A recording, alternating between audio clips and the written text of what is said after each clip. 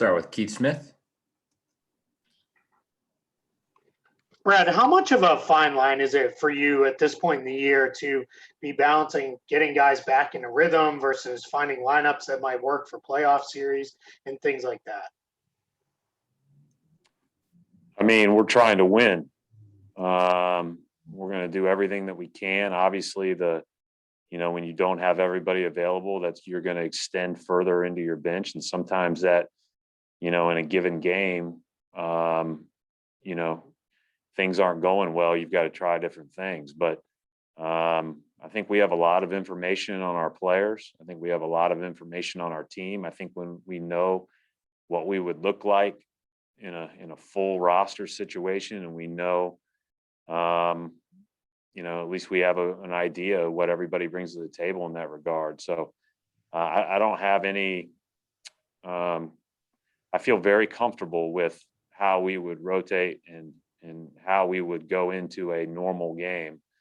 And then, places 8, 9, and, and if we get to 10, depending on the game, will be determined on the matchup.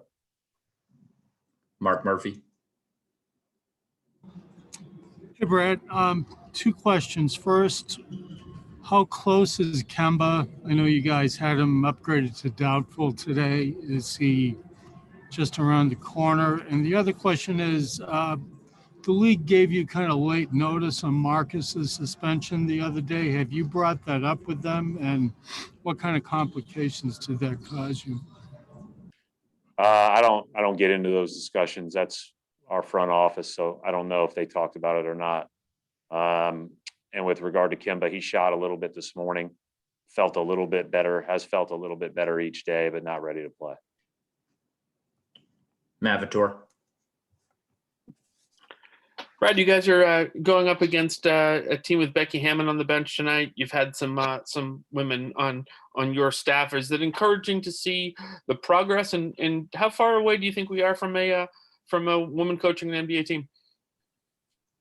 Well, I think there's several very qualified candidates, and Becky obviously is a terrific candidate. I don't know her well, but I know what people think about her, and I know how well she's respected, all across the league by the players and the coaches. And so, I would hope that time is coming very soon. Obviously, we've had, Allison's not in a coaching position, but she's been incredible in our organization. And Kara Lawson is a star, was here, and we couldn't hardly keep her here, obviously. So there's all kinds of good candidates that are now in the league. There's all kinds of good candidates that'll probably be in the league soon. And without question, that day is coming. And, I'm amongst the hopeful that it's very soon. Chris Ryan. Hey, Brad, along those lines, what is your level of respect and appreciation for Greg Popovich, and not just being, one of the great coaches of all time, but what he has brought to the game on social justice issues, and how he seems to care about people and the future of the sport? Yeah, he's a great role model for coaches. He's a great leader. He's a great human being. He's a guy that you can reach out to and ask his advice. And you obviously sit on every word that he says. I've done that several times over the last few years, and I don't know him great either, although we see each other occasionally, but he always answers, and he always is willing to lend a hand. I think he's one of the great coaches in team sports of all time.